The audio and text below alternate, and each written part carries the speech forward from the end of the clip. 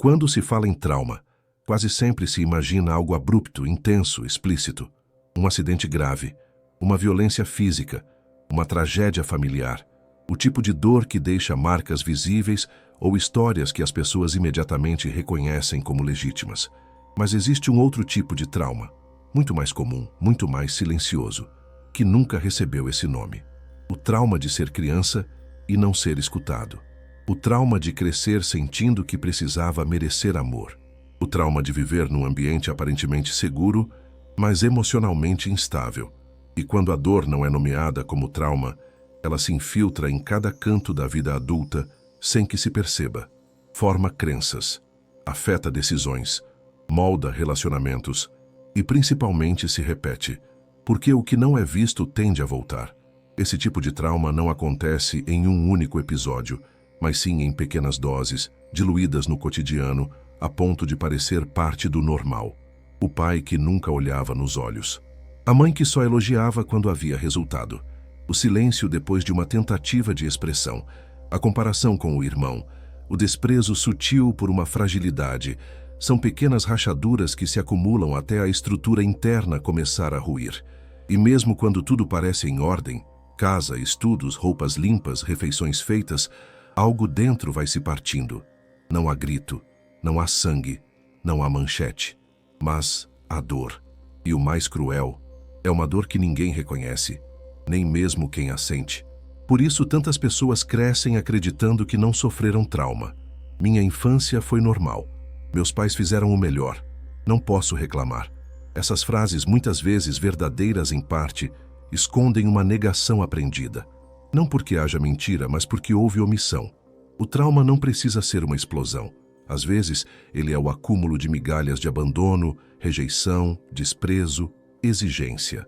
São pedaços de dor que nunca foram recolhidos, apenas varridos para debaixo de um tapete emocional onde ninguém olha, até que um dia tropeça-se neles.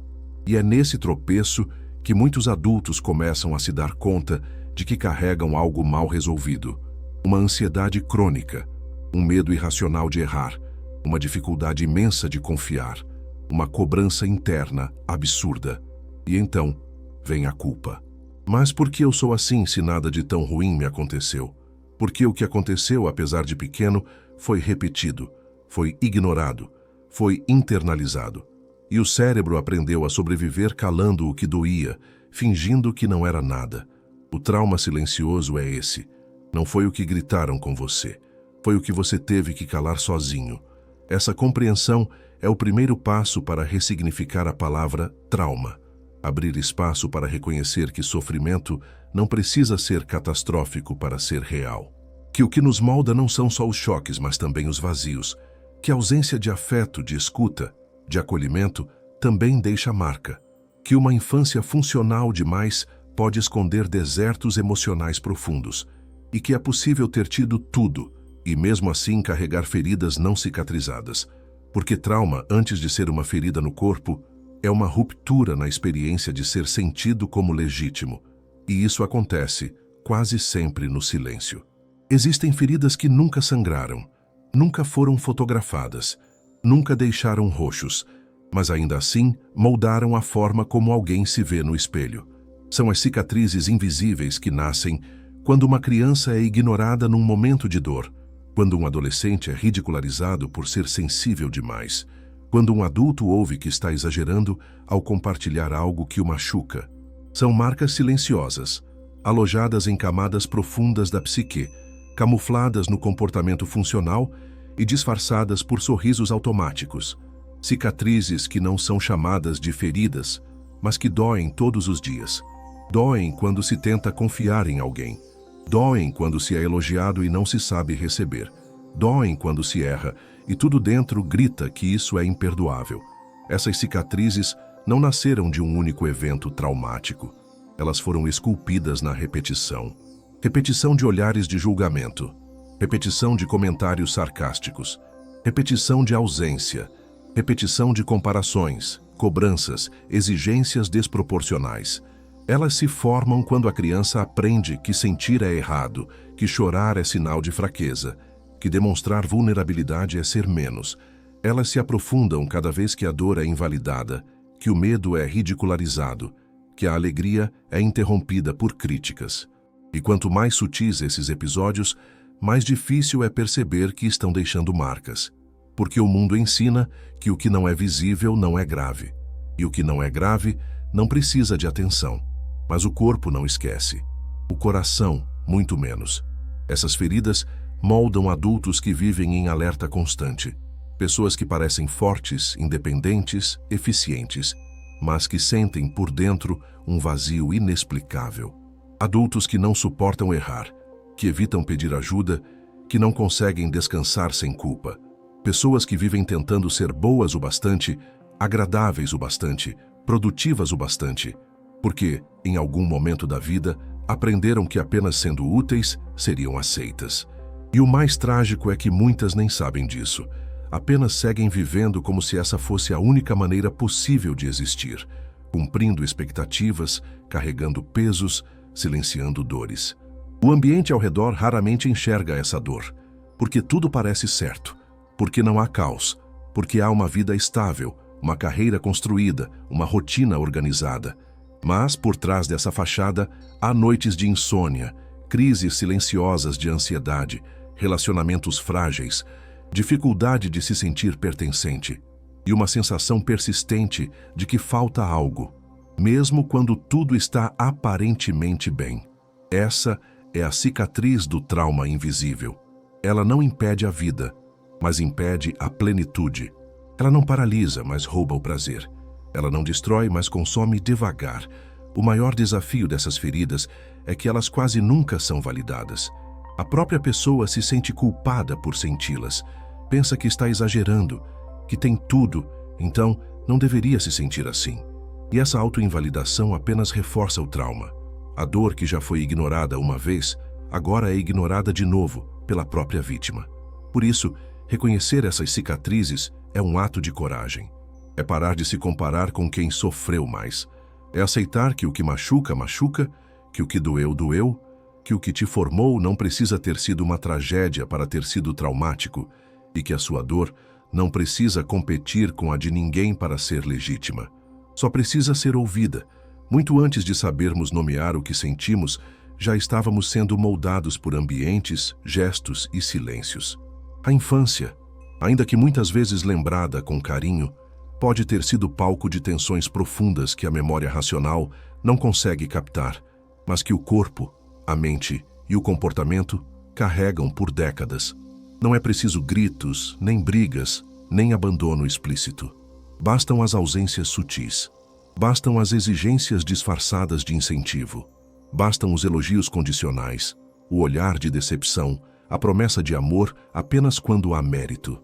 Assim se constrói um campo de tensão invisível, onde a criança aprende que não pode simplesmente ser, ela precisa provar. Em muitas casas, a dor não é gritante, mas ela pulsa em silêncio, entre frases como "seja forte", "não faça drama", "isso não é nada", "olha como fulano consegue e você não". Pulsa nos olhares de desdém quando se mostra vulnerabilidade, nas broncas secas diante do medo, nas risadas quando se confessa tristeza. Pulsa também nos ambientes onde nunca se falou de emoção, onde se comia, estudava, brincava, mas nunca se chorava na frente dos outros. Pulsa na distância emocional de pais presentes fisicamente, mas inacessíveis afetivamente. Em casas assim, o amor pode ter existido, mas o acolhimento não. A estrutura pode ter sido sólida, mas a escuta inexistente. E é nesse vácuo afetivo que o trauma silencioso se instala. Uma criança que cresce sem escuta afetiva aprende a duvidar dos próprios sentimentos.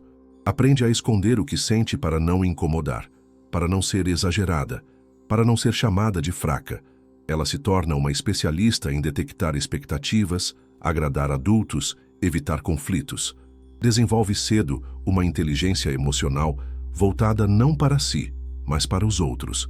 Aprende a manter a paz, mesmo que isso custe a própria espontaneidade. E com isso, vai se afastando cada vez mais da própria essência. Não porque quis, mas porque precisava sobreviver emocionalmente naquele ambiente. O mais cruel é que esse processo raramente é reconhecido como traumático. porque a criança não apanhou, porque teve comida, estudo, brinquedos, porque os pais faziam o melhor. E isso é verdade, mas não anula o vazio deixado por aquilo que não houve. Ninguém acolheu seu medo, ninguém nomeou sua raiva, ninguém ensinou que tristeza não é fraqueza, ninguém permitiu que ela fosse vulnerável sem punição.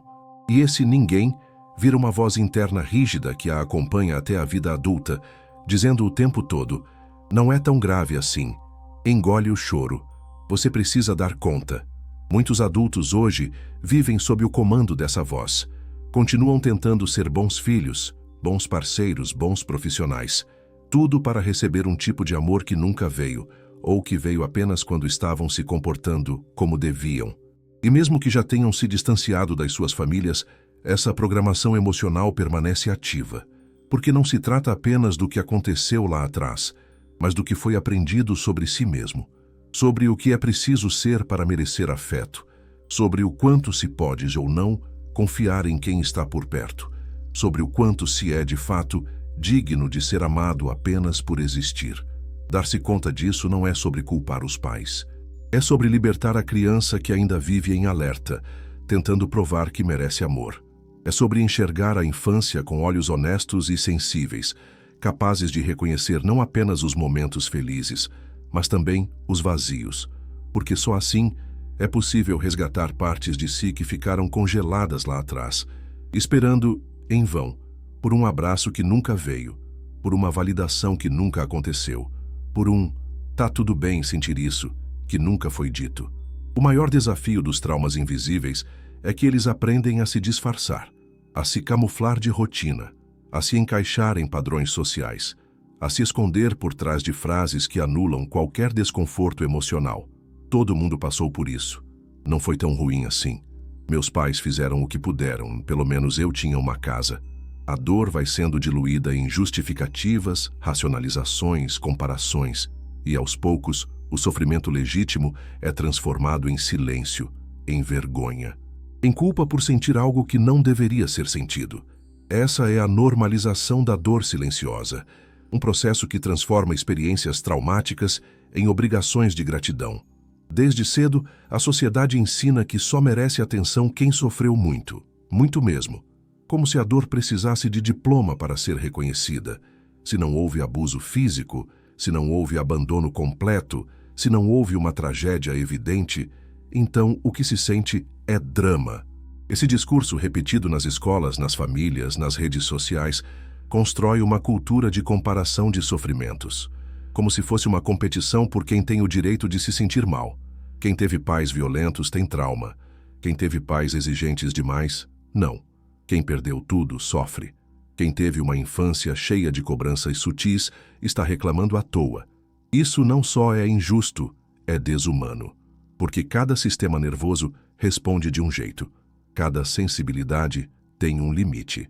E cada dor merece ser olhada com respeito. A consequência disso é um exército de adultos emocionalmente mutilados, tentando viver uma vida funcional enquanto carregam feridas que ninguém enxerga. Pessoas que sofrem em silêncio, com medo de parecerem ingratas, que não buscam ajuda porque acham que outras pessoas sofreram mais, que se culpam por terem tudo, mas ainda assim se sentirem vazias, que vivem tentando compensar esse vazio com desempenho, com sucesso, com controle. Mas a dor silenciosa não se resolve com produtividade. Ela só se dissolve quando é reconhecida como legítima. Essa normalização da dor também acontece dentro da própria pessoa. Ela mesma aprende a duvidar do que sente, a minimizar o incômodo, a racionalizar demais, a transformar sofrimento emocional em estatística, como se isso o tornasse menos real. Eu sei que tem gente passando fome, então não posso reclamar da minha ansiedade. Mas dor não é uma questão de merecimento. É uma questão de impacto. E o que impacta não é só o que acontece, mas o que não aconteceu. O abraço que faltou, a escuta que nunca houve, o espaço emocional que sempre foi negado. O silêncio, nesse contexto, é o maior inimigo da cura, porque o que não é nomeado não pode ser tratado. E o que é constantemente invalidado vira um nó emocional difícil de desfazer. Por isso, a normalização da dor é um fenômeno tão perigoso. Ela perpetua o trauma. Ela impede o pedido de ajuda. Ela cria uma sociedade inteira de pessoas que funcionam bem por fora, mas sangram por dentro. E o mais cruel, muitas nem sabem que estão feridas. Acham que esse peso que carregam é o normal, que essa insatisfação constante, essa tristeza difusa, esse medo de não dar conta, é parte da vida adulta. Mas não é. É o eco de feridas antigas que nunca foram vistas, muito menos tratadas. Reconhecer essa dor, dar nome a ela, não é se vitimizar, é se libertar. É interromper um ciclo de silêncio e repressão emocional que vem de gerações. É abrir espaço para sentir o que antes era engolido. É dizer, o que eu vivi foi real e teve consequências. E isso basta para começar um processo de cura, porque a dor que finalmente é ouvida já começa a se transformar. Poucas dores são tão persistentes quanto a de nunca se sentir o bastante. Não importa o quanto você faça, conquiste, se esforce ou se molde. A sensação de estar sempre abaixo do esperado permanece. Essa ferida nasce cedo, muitas vezes dentro de ambientes familiares que, mesmo sem intenção, criam um tipo de exigência constante, comparações silenciosas ou expectativas que vão além do que uma criança pode suportar. O trauma de ser quase suficiente não é gritado. Ele é insinuado. Ele está no tom de voz quando se tira 9, mas se esperava 10. Está na forma como um irmão ou primo é elogiado, enquanto você ouve silêncio. Está nos aplausos seletivos, nos abraços condicionais, nos olhares que dizem mais do que palavras. E com o tempo, essa criança começa a acreditar que só será amada se for perfeita, que só será vista se destacar, que só será aceita se apagar partes de si. Esse trauma é traiçoeiro porque, por fora, muitas dessas pessoas parecem extremamente bem-sucedidas, são dedicadas, determinadas, responsáveis. São aquelas que dão orgulho, que fazem tudo certo, que raramente erram. Mas por dentro, vivem em guerra. Uma guerra contra a própria autocrítica, contra a constante sensação de inadequação, contra o medo paralisante de falhar, porque falhar, para elas, não é apenas errar, é perder o pouco de amor que conseguiram conquistar. Amor que sempre veio como prêmio, nunca como direito. Amor que parecia um troféu, não um acolhimento. E assim, mesmo adultas, continuam correndo atrás de um reconhecimento que nunca chega de verdade, porque mesmo quando vem, já não basta. A mente que cresceu nesse ambiente nunca descansa. Ela vigia, ela compara, ela antecipa rejeições, ela tenta prever tudo o que pode dar errado, porque o quase suficiente foi interpretado como risco de abandono, e o abandono emocional, ainda que sutil, foi tão doloroso que agora tudo é feito para evitá-lo. Então essa pessoa se torna hiperprodutiva, hiperagradável, hipervigilante. Não por escolha, mas por sobrevivência. Porque a criança que ela foi ainda vive ali dentro, desesperada para provar seu valor, para merecer um afeto que nunca foi incondicional. Essa dor silenciosa contamina todos os aspectos da vida adulta. No trabalho, há um perfeccionismo tóxico que leva ao esgotamento. Nos relacionamentos, há medo constante de não ser suficiente para o outro, ou de ser deixado assim que se mostrar falho. Na vida pessoal, há uma autossabotagem disfarçada de humildade. A pessoa se recusa a celebrar conquistas, acha que não merece descanso, que ainda não fez o bastante. E essa cobrança infinita vira identidade. A pessoa nem sabe mais quem é sem a pressão de ser boa. E o mais triste, às vezes, quando finalmente para, sente culpa, porque foi treinada a acreditar que o valor dela está no desempenho, não na existência. Curar essa ferida começa com algo muito simples, mas profundamente difícil. Admitir que ela existe. Admitir que não é frescura, que não é drama, que não é egoísmo querer ter sido amado sem precisar performar. Que dói, sim, nunca ter ouvido "você é suficiente do jeito que é". Que falta sim esse afeto genuíno, desinteressado, livre de exigências, e que essa falta deixou marcas. Só depois de reconhecer isso é que se pode construir uma nova relação consigo mesmo.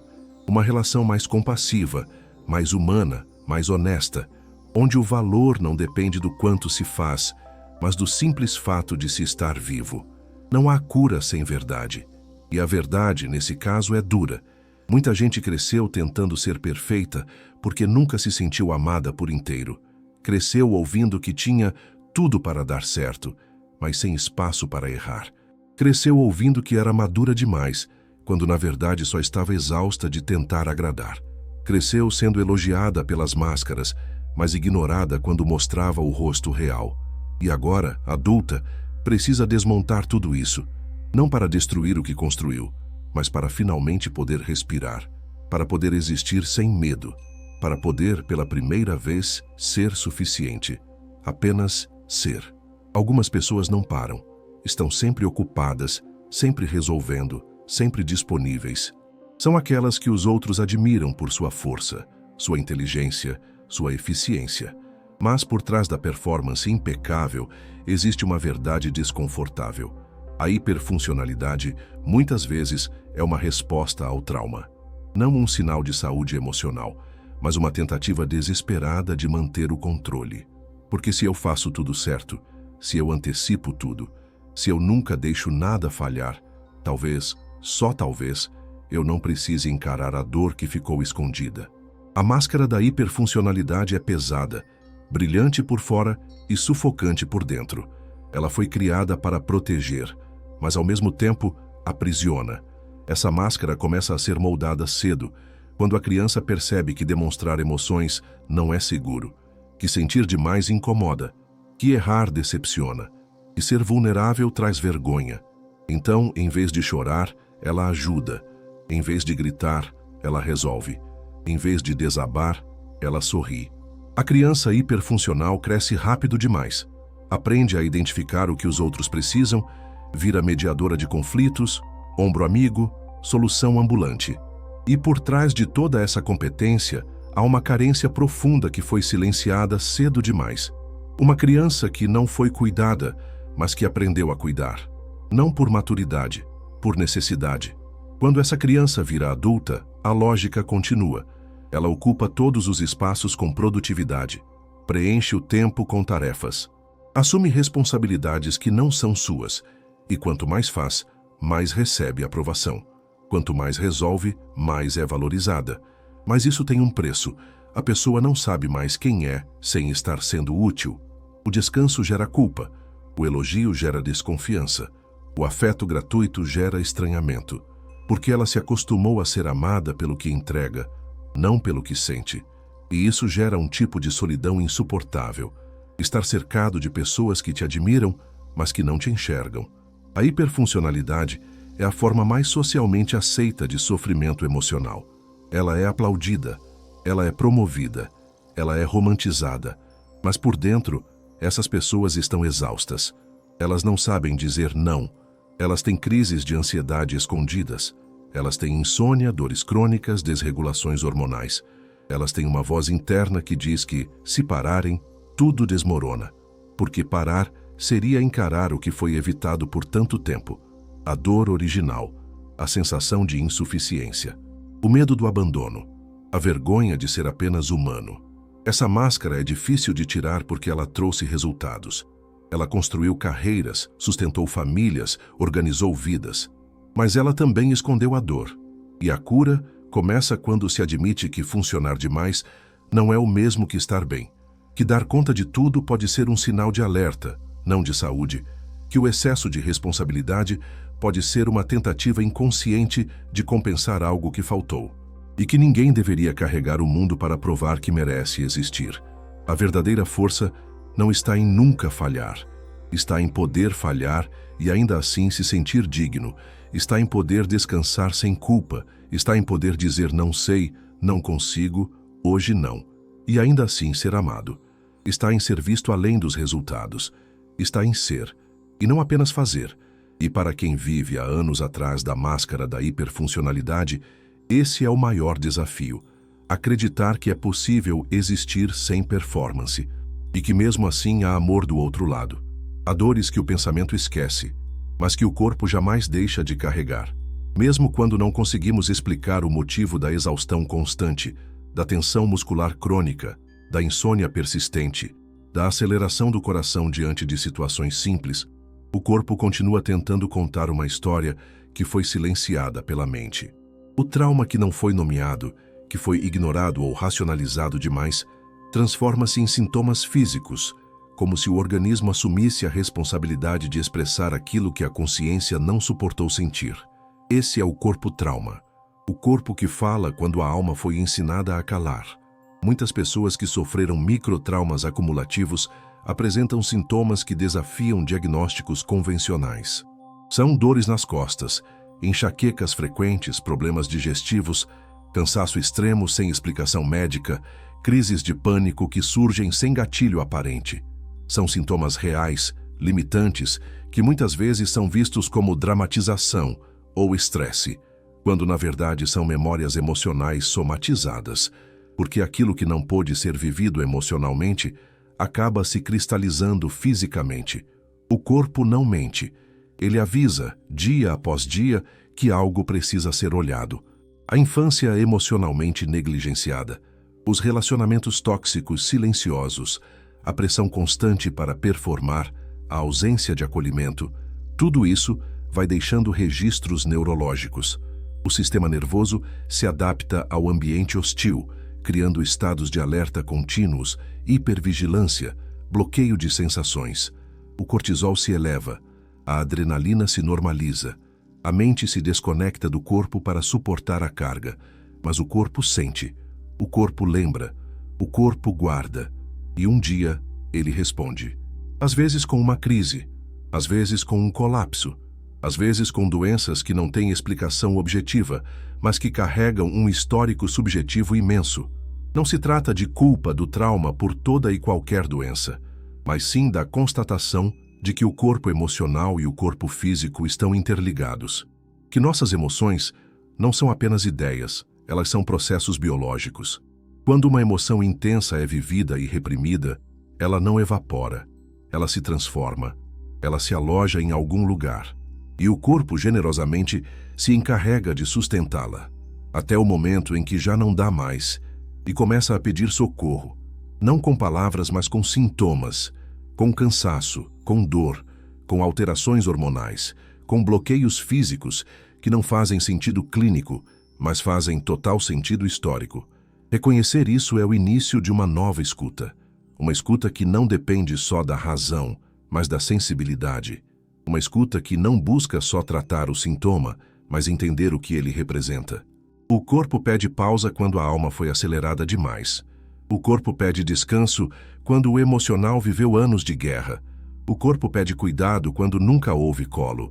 E muitas vezes, o processo terapêutico começa justamente aí, no desconforto físico que obriga a pessoa a parar, a se olhar, a finalmente sentir. Validar essa conexão entre trauma e corpo é um gesto revolucionário de cuidado. É abandonar a lógica de que tudo se resolve com força de vontade. É perceber que o corpo está do nosso lado, tentando proteger, tentando avisar, tentando salvar, e que quando ele adoece, talvez não esteja falhando, talvez esteja pedindo escuta, porque no fim, o corpo sempre soube o que a mente precisou esquecer para continuar viva. E agora, com mais segurança e consciência, é hora de lembrar, não para sofrer tudo de novo, mas para, finalmente, libertar-se. Poucas experiências são tão dilacerantes quanto viver uma dor real e não encontrar ninguém que a valide. Quando a tristeza é ignorada, quando o medo é minimizado, quando o sofrimento é comparado e rebaixado, uma ferida profunda se abre, a de sentir que o que machuca em você não importa para mais ninguém. A ferida do não reconhecimento não nasce da ausência de amor explícito, mas da ausência de atenção emocional. Ela se forma quando, ainda criança ou adolescente, você tentou mostrar o que sentia e recebeu de volta silêncio, julgamento ou correção. Quando a tentativa de ser escutado terminou em culpa, quando seu choro foi chamado de drama, quando seu cansaço foi visto como preguiça, quando sua ansiedade foi ridicularizada como frescura, e quando, diante da sua dor, alguém respondeu com "mas você tem tudo". Essa frase, "mas você tem tudo", funciona como um espelho que apaga o rosto de quem sofre. Como se ter teto, comida, escola e família anulasse qualquer sofrimento interno, como se o contexto material invalidasse a vivência emocional. É assim que muitos aprendem a calar o que sentem, porque sentem vergonha, porque se sentem ingratos, porque internalizam a ideia de que estão reclamando de barriga cheia, e com isso deixam de confiar na própria dor, deixam de confiar em si. A ferida do não reconhecimento é também uma ferida de identidade. Ela mina o direito de sentir. E sem esse direito, não há como existir de forma plena. Na vida adulta, essa ferida se revela nos silêncios, nas conversas que não se iniciam, nas lágrimas que não escorrem, nas palavras que não encontram coragem para serem ditas. Revela-se também na busca incessante por alguém que finalmente enxergue. Um parceiro, uma terapeuta, um amigo, qualquer pessoa que tenha olhos atentos e ouvidos generosos. Mas mesmo quando esse alguém aparece, a ferida dificulta a entrega, porque a expectativa de não ser compreendido se tornou padrão, porque a rejeição foi tão repetida que agora é antecipada. E aí, mesmo quando há acolhimento, surge o medo. Será que vão achar que estou exagerando? Será que estou forçando um sofrimento? Será que vão me ver como fraco?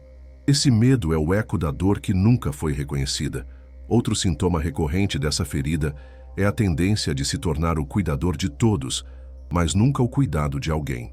A pessoa aprende a se anular, a escutar todo mundo, a ser forte para os outros, e quando por um segundo pensa em pedir ajuda, sente vergonha, ou se sente inconveniente, ou pensa que tem gente pior, e volta para o silêncio, volta para o desempenho, volta para o papel de quem sempre dá conta. Essa dinâmica é cruel porque reforça o isolamento, e ela começou lá atrás, quando a criança foi deixada falando sozinha, quando teve que consolar a si mesma, quando aprendeu que sua dor não era prioridade de ninguém. Dar nome a essa ferida é começar a reescrever a própria história, é dizer a si mesmo: o que eu senti foi real, mesmo que ninguém tenha visto. É reconhecer que a dor precisa de testemunhas, que sofrimento negado se transforma em sintomas, em padrões, em autoabandono, que ser validado não é um luxo, é uma necessidade básica de qualquer ser humano, e que agora, mesmo que tardiamente, é possível oferecer a si mesmo o olhar que faltou, a escuta que não veio, o afeto que foi negado. Reconhecer a ferida do não reconhecimento é, paradoxalmente, o começo do reconhecimento que faltou. É um resgate, uma reparação, um gesto de amor próprio, porque quando você valida sua dor, ela deixa de gritar, porque ela foi, finalmente, escutada. Quando o afeto foi condicionado, quando o carinho era entregue com exigência, quando o amor vinha junto com cobrança, crítica ou silêncio, crescer passa a significar buscar, em todos os lugares, o que não foi recebido na origem. Essa é uma das heranças mais dolorosas dos microtraumas emocionais, a busca incansável por um amor seguro, mesmo sem saber exatamente o que isso significa. E essa busca não é racional, ela é visceral. Ela acontece nos gestos, nas escolhas, nos vínculos que se repetem mesmo que machuquem, porque o cérebro emocional reconhece padrões. E se foi dentro de uma dinâmica instável que ele aprendeu o que é afeto, ele passará a vida tentando reviver isso, às vezes para consertar, às vezes por familiaridade, mas sempre esperando no fundo que alguém preencha o que faltou. Por isso muitos adultos com histórico de microtraumas se envolvem com parceiros que os fazem sentir o mesmo abandono sutil da infância, ou o mesmo medo constante de errar, ou a mesma obrigação de agradar para não serem rejeitados. E com o tempo, esses padrões se tornam quase invisíveis. A pessoa pensa que está amando, quando na verdade está sobrevivendo emocionalmente. Está tentando garantir que dessa vez o afeto não vá embora, que dessa vez ela não seja deixada quando mostrar quem realmente é. E para isso ela se adapta, ela se molda, ela cede mais do que pode, ela aceita menos do que merece. Tudo em nome de um amor que, no fundo, nunca se sente seguro. Essa insegurança relacional não é frescura nem carência. É um reflexo direto do que foi vivido nos anos formativos. Quem aprendeu que precisava fazer tudo certo para ser amado, desenvolve um medo crônico de falhar. Quem foi comparado o tempo todo, vive se sentindo inferior. Quem não foi escutado, sente que precisa gritar ou se calar para sempre. E quem foi emocionalmente negligenciado internaliza a ideia de que precisa se contentar com pouco. Assim, o amor, que deveria ser um espaço de cura, muitas vezes se torna campo de repetição do trauma, um espelho que devolve o que foi vivido e não o que se deseja. Essa busca desesperada também se manifesta em comportamentos contraditórios: medo de se entregar e medo de ficar sozinho, desejo de intimidade e pânico de exposição, vontade de ser visto e fuga quando finalmente se é enxergado, porque o amor seguro exige uma entrega que nunca foi aprendida, exige vulnerabilidade, exige confiança, exige silêncio sem julgamento. E isso tudo, para quem só conheceu vínculos frágeis, parece perigoso demais. Então a pessoa hesita, testa, ou se agarra com força desmedida. Tudo para não reviver o abandono original. Mas é justamente aí que está o convite à cura. Perceber que amor seguro não é um milagre que vem de fora, é uma construção que começa por dentro. É preciso aprender a oferecer a si mesmo aquilo que faltou, a se validar, a se acolher, a dizer: tá tudo bem sentir medo, sem se julgar, a não se abandonar diante do próprio sofrimento, porque quanto mais se pratica esse autoacolhimento, mais o corpo entende que está seguro, e mais os vínculos deixam de ser lugares de luta para se tornarem espaços de descanso. Amor seguro não é perfeição, é presença, é constância, é a liberdade de existir sem performance. E para quem passou a vida tentando merecer amor, descobrir que ele pode vir simplesmente porque você existe, sem esforço, sem máscara, sem controle, é ao mesmo tempo assustador e libertador. Mas é possível, e começa por acreditar que você merece, não por ser suficiente, mas por ser humano. Existem adultos que vivem cansados. Não o cansaço que um fim de semana resolve, não o cansaço físico de quem trabalhou demais, mas um cansaço ancestral, profundo, emocional. Um cansaço que mora nos ossos, no olhar, na alma. É o cansaço de quem cresceu vigiando o próprio comportamento para não decepcionar, de quem aprendeu a medir palavras, a prever reações, a ser o adulto da casa mesmo sendo criança. É o cansaço de quem nunca pôde verdadeiramente descansar. Descansar no sentido mais pleno, estar em si, relaxar os ombros, confiar no entorno, soltar o controle. Quem nunca teve esse direito emocional cresce com uma mente inquieta, um corpo sempre em alerta e um sistema nervoso que não sabe o que é paz. Esses adultos vivem em função do desempenho. Mesmo quando não há mais quem cobre, eles continuam cobrando a si mesmos. Acordam com o peso do que ainda não foi feito. Dormem com a culpa do que não deram conta. E nos raros momentos de pausa, sentem angústia, sentem vazio, sentem um desconforto inexplicável que os faz retomar o ciclo da hiperatividade. Porque descansar, para essas pessoas, ativa a memória emocional da ameaça. Quando a mente desacelera, as vozes internas aumentam. Quando o corpo tenta parar, o sistema nervoso dispara. E o que deveria ser alívio se torna gatilho. Então elas voltam a correr, voltam a fazer, voltam a produzir, não por escolha consciente, mas por sobrevivência emocional. Essa lógica de funcionamento é tão enraizada que mesmo depois de processos terapêuticos, mesmo após autoconhecimento e reflexões profundas, recaídas acontecem. Recaídas que não são fracassos, mas repetições do corpo tentando se proteger.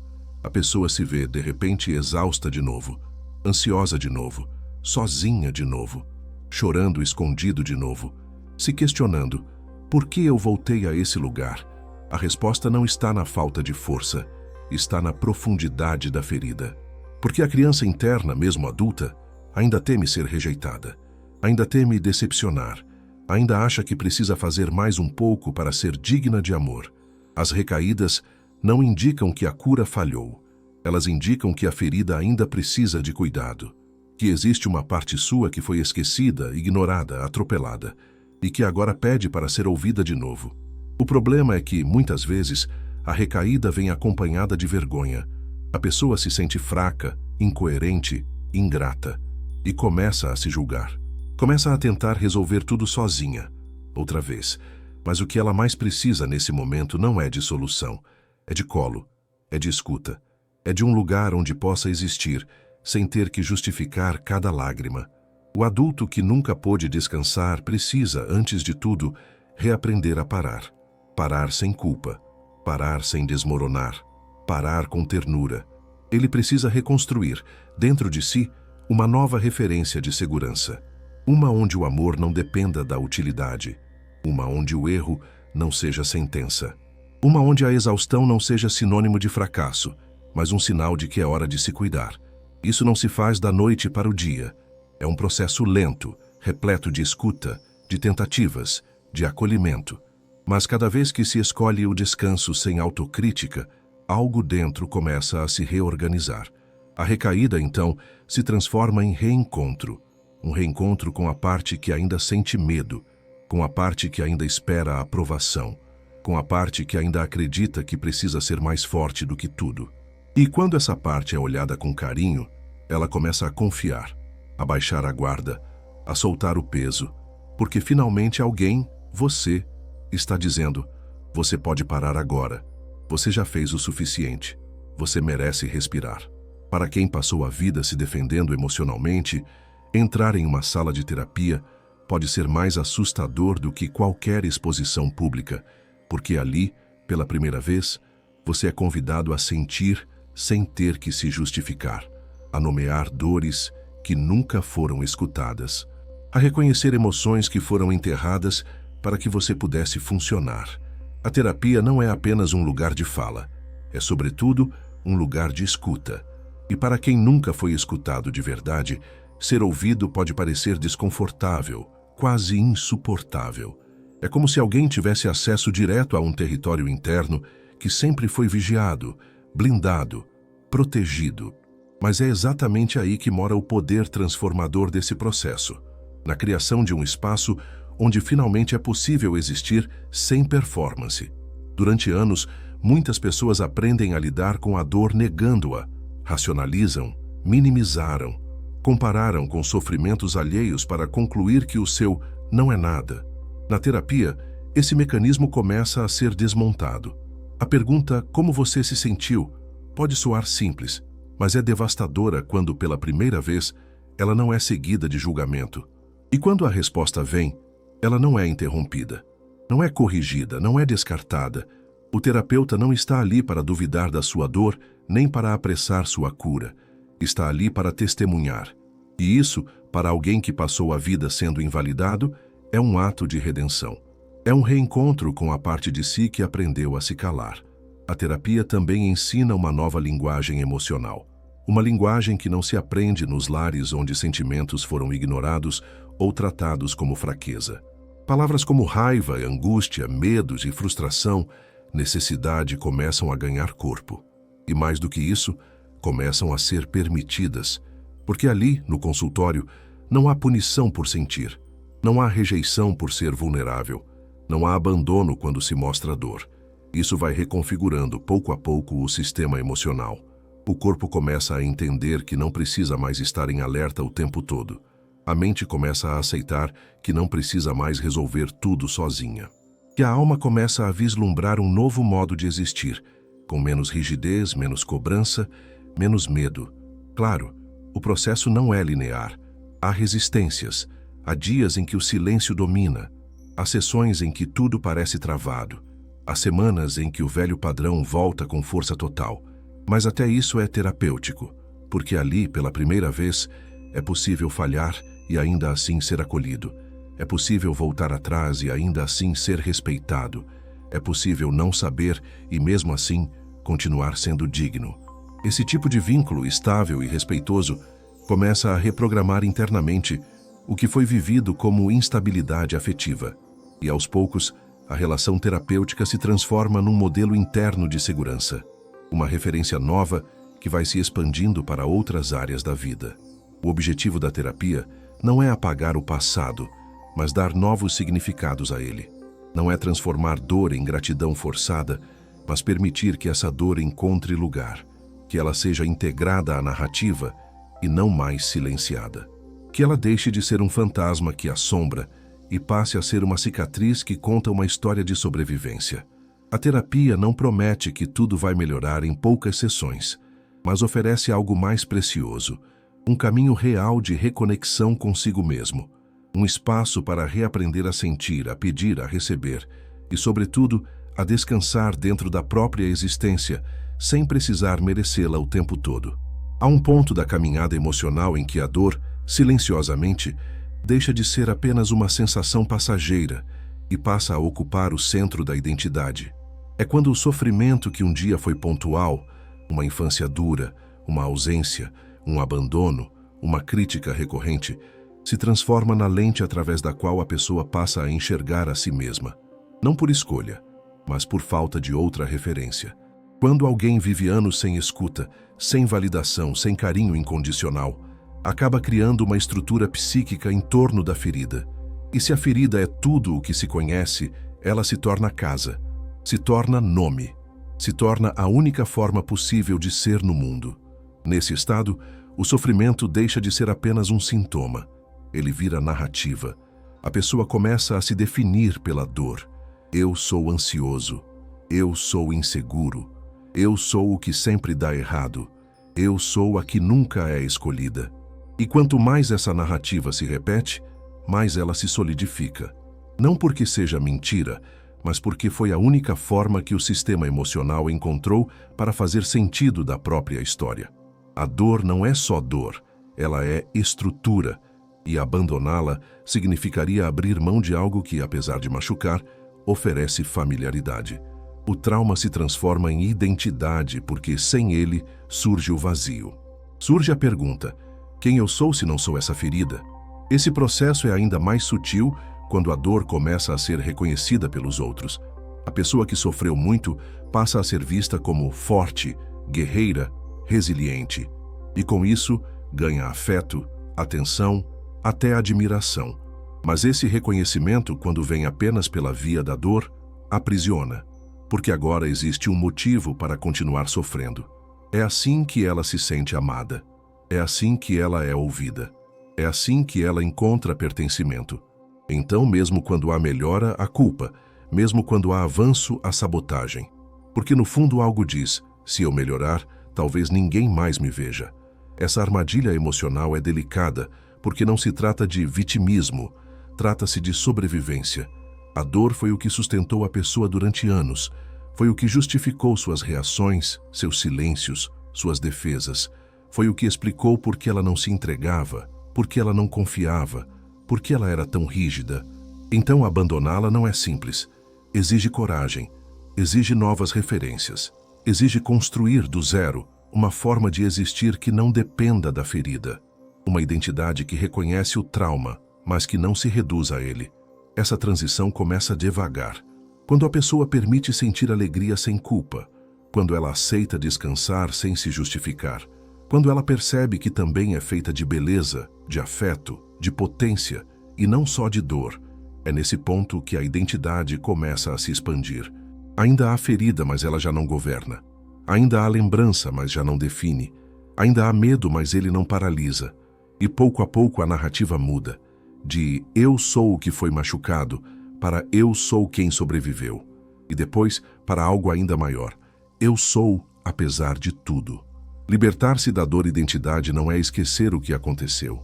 É permitir que outras partes suas também tenham espaço. É abrir caminho para a leveza, para o afeto, para a criação de novas histórias. Porque ninguém nasceu para ser apenas cicatriz. Existe dentro de cada um ser que nunca parou de existir. Só estava coberto pela dor. E agora, aos poucos, começa a respirar. Começa a viver. Começa a lembrar que é possível ser inteiro, mesmo depois de ter sido partido. Quando falamos em luto, quase sempre pensamos em perdas concretas. A morte de alguém, o fim de uma relação, a demissão de um emprego. Mas existe um tipo de luto silencioso, oculto e profundamente legítimo, que raramente é reconhecido. O luto pelo que não aconteceu. O luto pela infância que não foi leve, pelo colo que nunca veio, pela conversa que nunca existiu, pela proteção que você merecia, mas não teve, pelo afeto que foi prometido, mas nunca entregue. Esse luto é confuso porque não tem objeto visível. Não há um corpo para enterrar, uma despedida para fazer, uma cerimônia para marcar a perda. Há apenas um vazio que ficou onde deveria ter havido presença. Um buraco deixado por ausências que ninguém admitiu.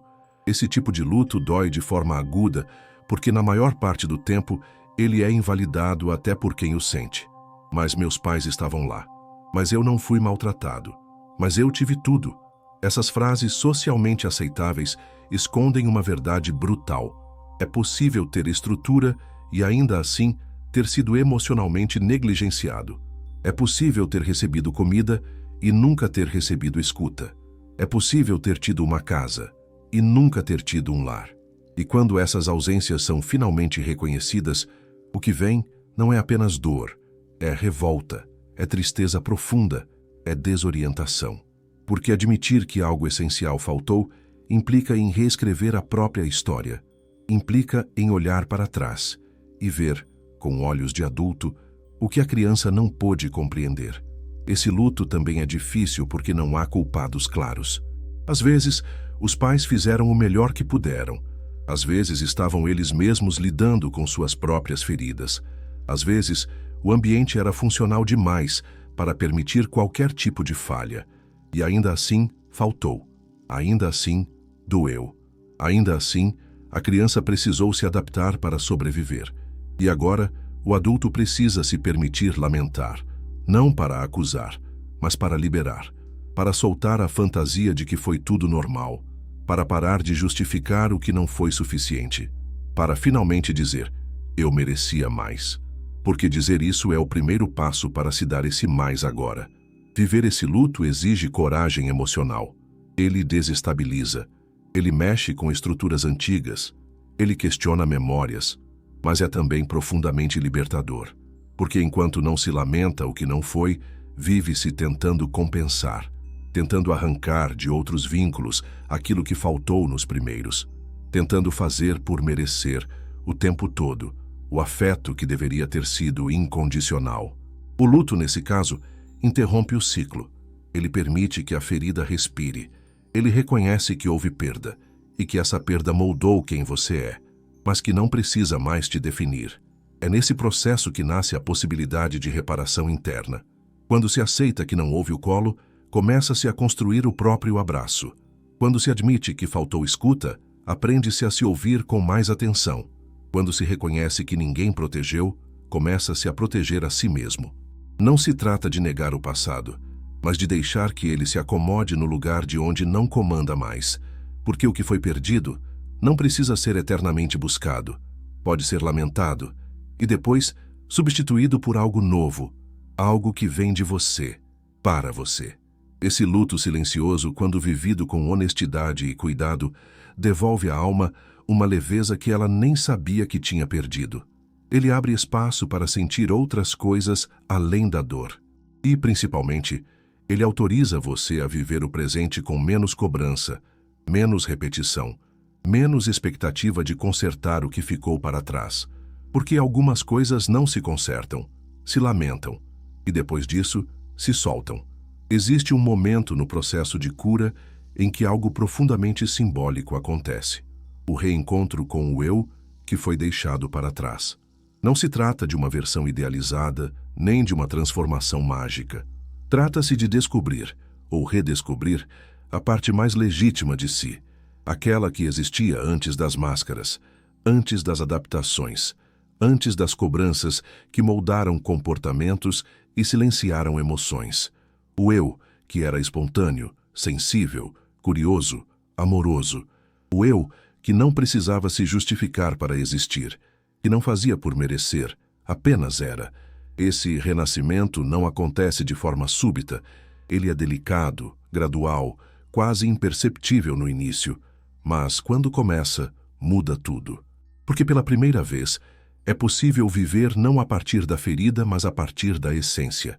Esse processo exige espaço interno, exige que a rigidez das defesas comece a ceder, que o sistema nervoso, antes hiperalerta, permita momentos de relaxamento, que o silêncio deixado pela dor dê lugar à escuta do desejo.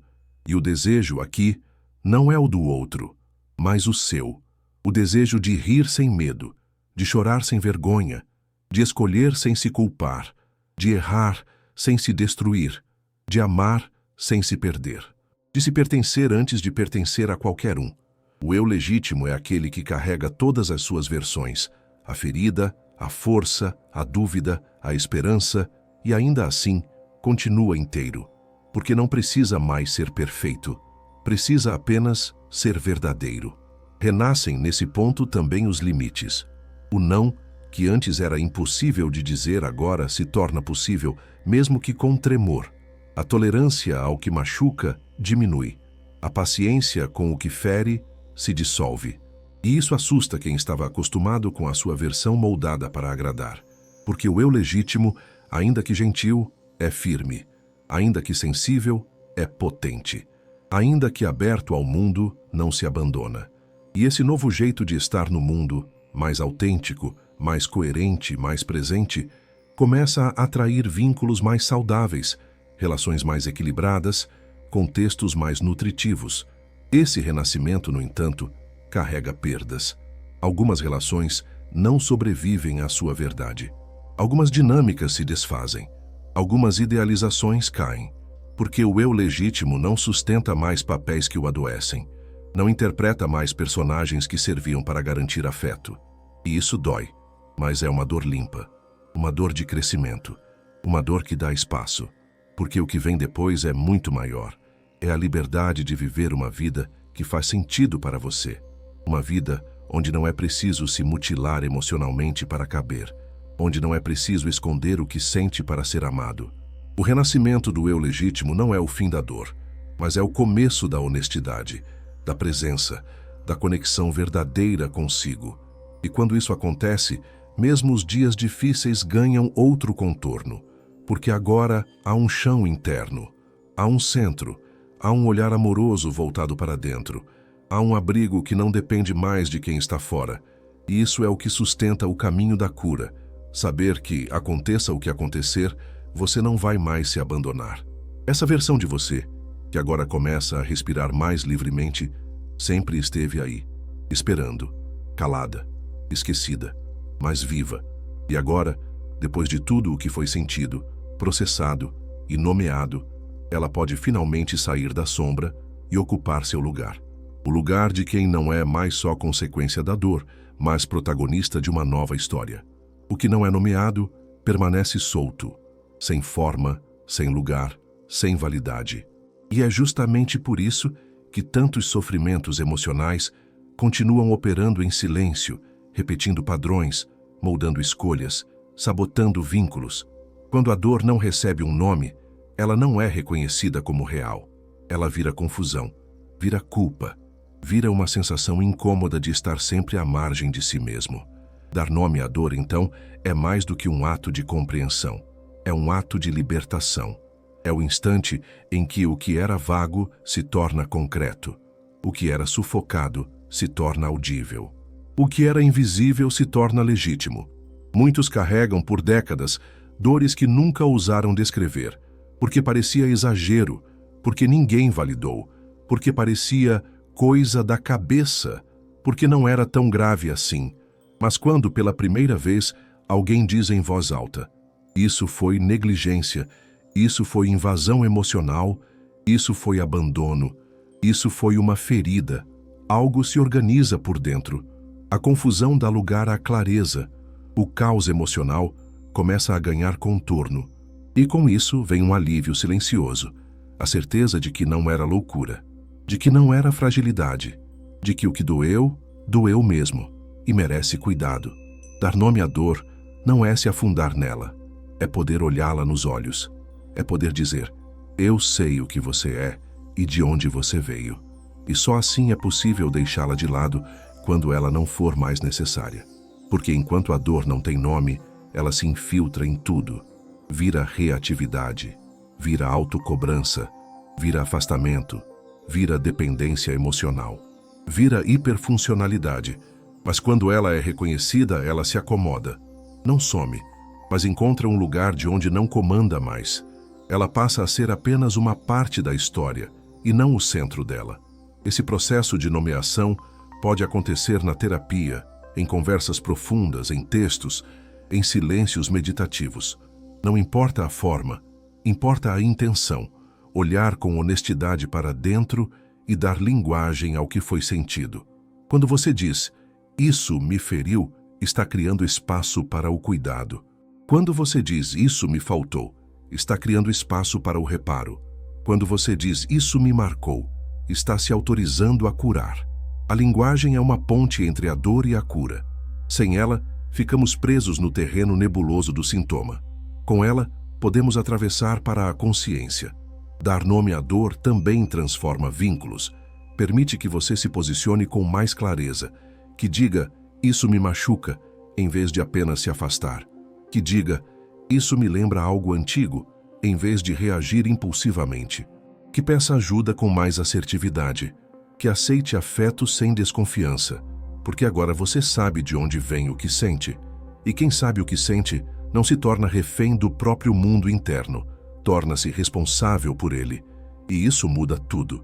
No fim das contas, todo o processo de cura começa nesse ponto, quando a dor encontra a palavra. Porque quando algo é nomeado, deixa de ser um monstro sem rosto, vira algo possível de ser cuidado, de ser compreendido, de ser integrado e, com o tempo, de ser superado. Você não precisa esquecer o que aconteceu, não precisa apagar as cicatrizes, mas precisa chamá-las pelo nome certo, porque só assim elas deixam de gritar, porque só assim você deixa de viver em função delas, porque só assim você pode, enfim, viver de verdade.